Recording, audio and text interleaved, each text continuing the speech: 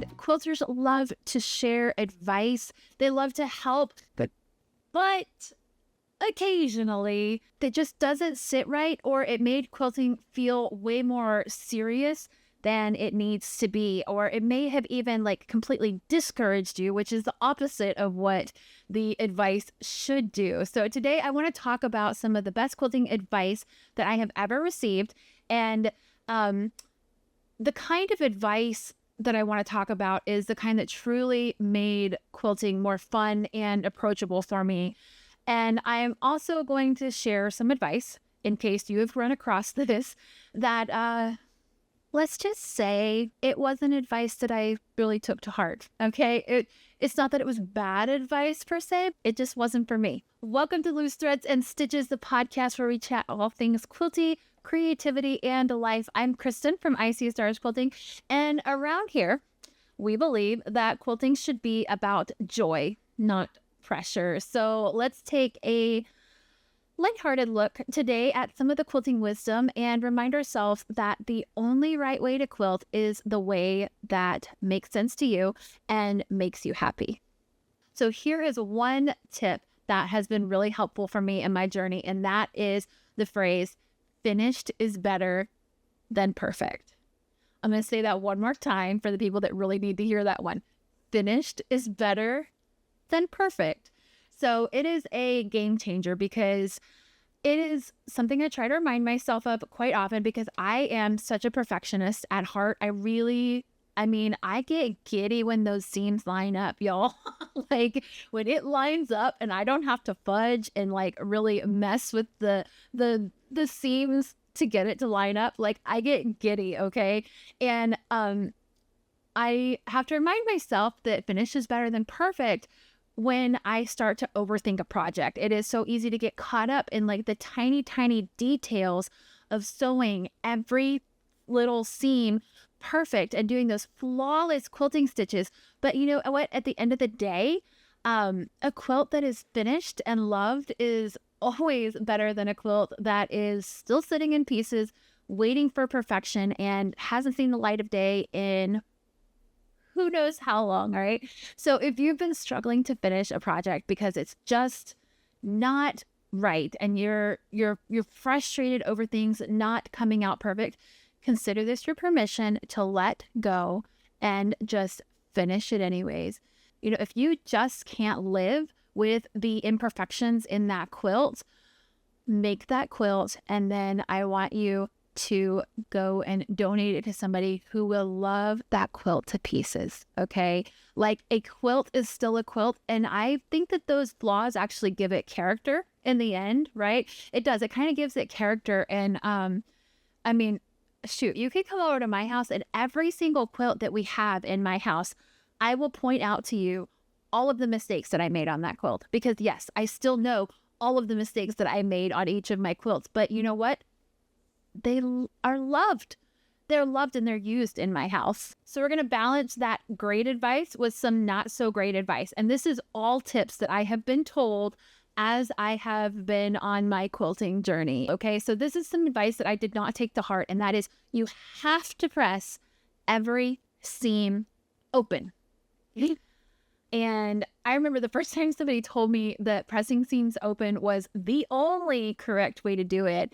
And I was crushed a little bit, okay? I felt like I had been doing everything wrong. And the truth is, as I've kind of like grown as a quilter and decided what advice I want to follow on my own and what advice I don't want to follow, I have learned that there is no universal rule here, because some quilters will swear by pressing their seams open because it creates a flatter finish of the quilt, while others prefer pressing their seams to the side because it creates extra strength and your quilt is less likely to pull at those seams. So there is no wrong way here.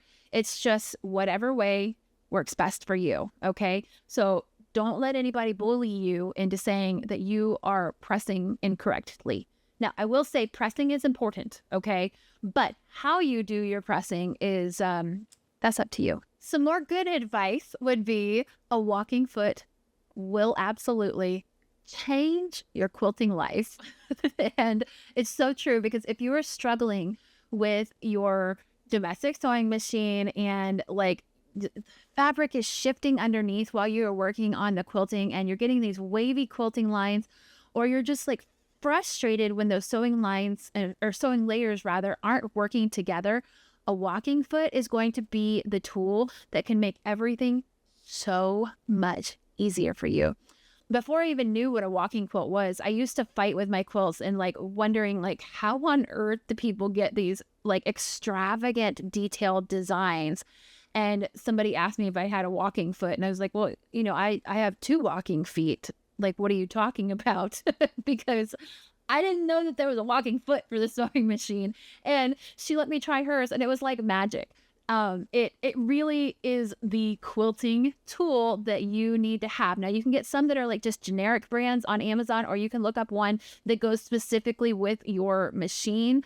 But if you have not tried a walking foot yet, I highly, highly recommend giving it a shot. That is definitely some wonderful quilting advice. Okay, balancing it with some not so great quilting advice here.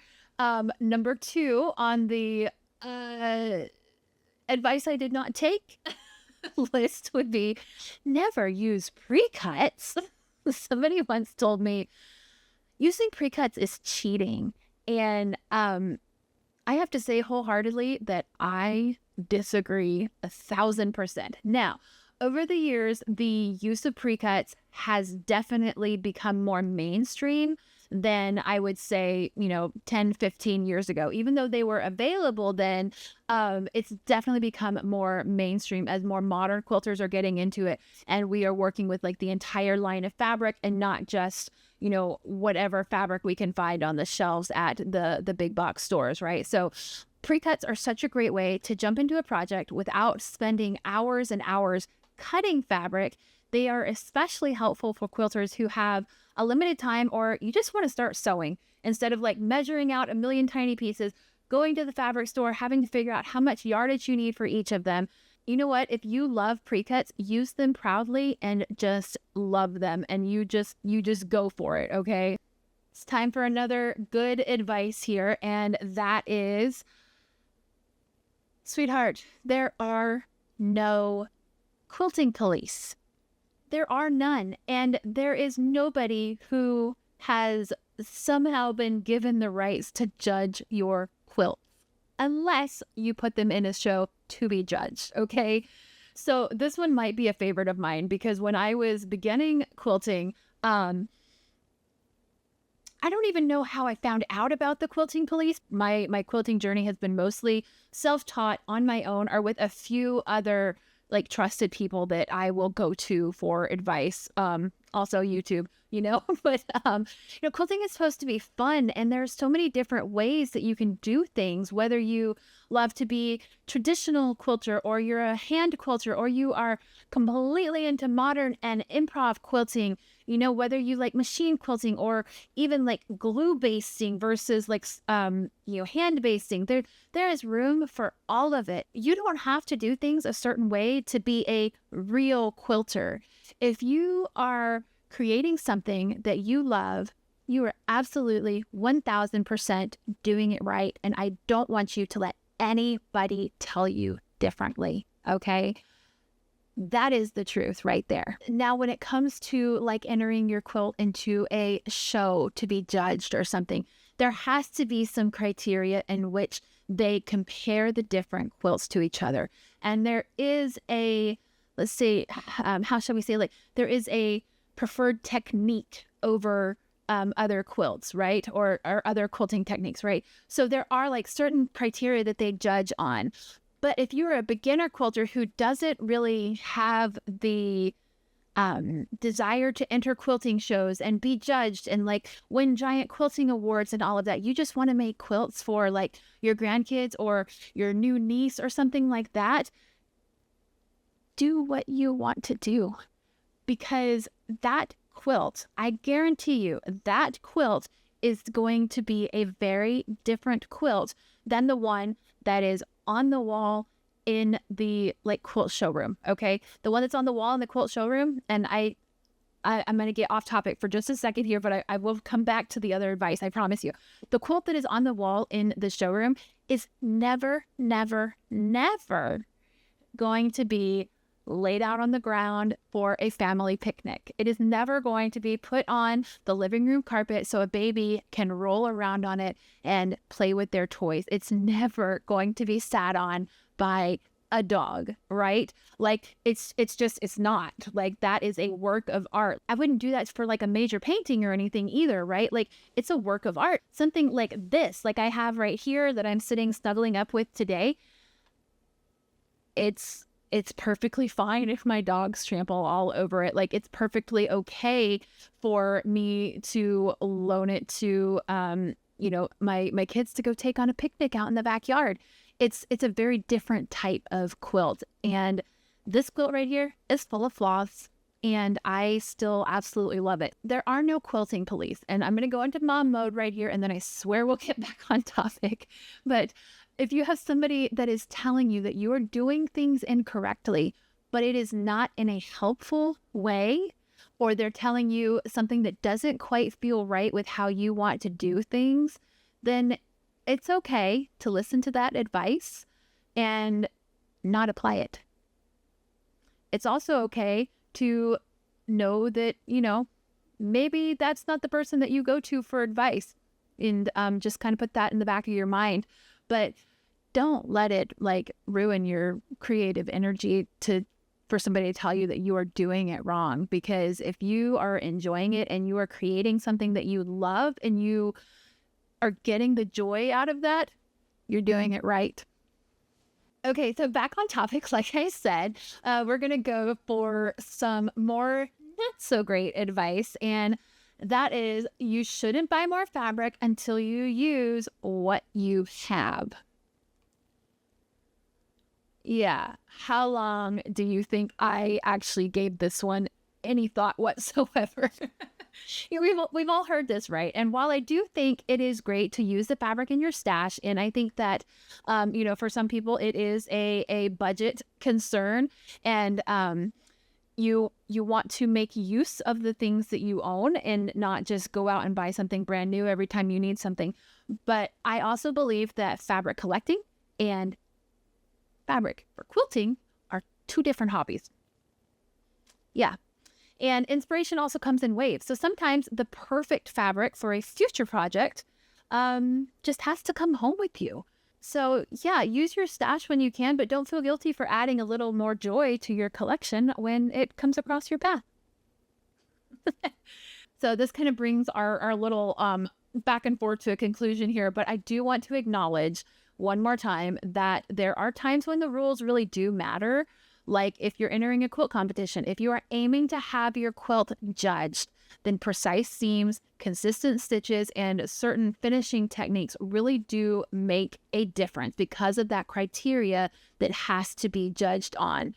But for everyday quilting, unless you have a panel of judges in your sewing room, you get to make the rules.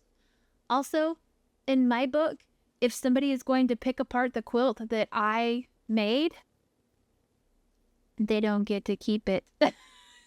Maybe that's harsh and it doesn't always work out that way, but I certainly take mental note of like, I work hard on my quilts, and I think a lot of times people don't understand what goes into making a quilt because you make it look easy and you have so much fun doing it, but they see this as something that you love to do and it must be easy, right? So sometimes they're just not educated enough. We'll get into that in another podcast episode because the way others perceive your quilt making skills who are, not educated in the quilting world, that's a whole different topic. Okay. So we'll get into that another time, but I would love to hear from you. What is the best or worst quilting advice that you have ever been giving? Have you been told something that completely changed how you quilt, or have you heard a tip that made you just shake your head and like kind of go into a little bit of a dark hole for a while. So let me know in the comments. I would love to hear the advice that you have been given outside in the quilting world. I enjoyed today so much. This was such a fun chat, and quilting advice can be a mixed bag, but at the end of the day, the best advice is the one that makes quilting more enjoyable for you. So take what works, leave what doesn't, and always remember that quilting it's supposed to be fun. We do this as a hobby, okay? Like, I have enough things in life that cause me stress and anxiety and like extra work and all of this. I do this for fun. And if you enjoyed this episode with me, please don't forget to subscribe or follow so you never miss our next cozy quilting chat.